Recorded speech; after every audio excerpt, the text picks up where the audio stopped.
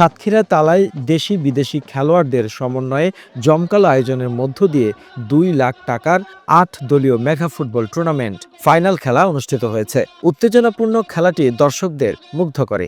মাঠ ভর্তি দর্শকদের উচ্ছ্বাস এবং করতালিতে পুরো পরিবেশ মুখরিত হয়ে ওঠে।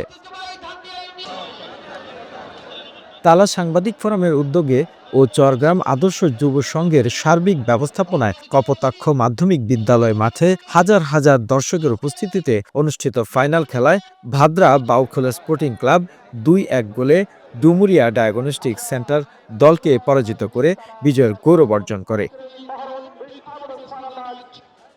তরুণ ও যুব সমাজকে মাদকমুক্ত সমাজ গঠনে ক্রীড়ার প্রতি আকৃষ্ট করার পাশাপাশি একটি সুন্দর শক্তিশালী সমাজ নির্মাণের ভূমিকা রাখবে বলে আশা আয়োজকদের।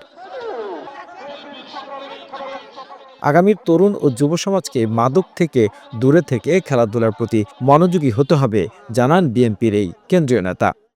সমাজকে শিক্ষার বার্তা দিতে হবে, শিক্ষার সাথে সাথে কর্মসংস্থানকে সবচেয়ে উল্লেখযোগ্য আপনারা পদক্ষেপ নিতে হবে। এই সরকার আগামীতে বিএনপি রাষ্ট্র ক্ষমতা আসলে অবশ্যই এই কর্মসূচি পালন করব। আমি আমার সাতক্ষীরা জেলাকে অবশ্যই মাদক মুক্ত ঘোষণা করছি এবং মাদক মুক্ত করার দৃঢ় প্রত্যয় ব্যক্ত করছি। আয়োজকরা প্রতি বছর এমন ফুটবল খেলার আয়োজন করবে এমনটাই প্রত্যাশা স্থানীয়দের। The news Bangladesh desk report.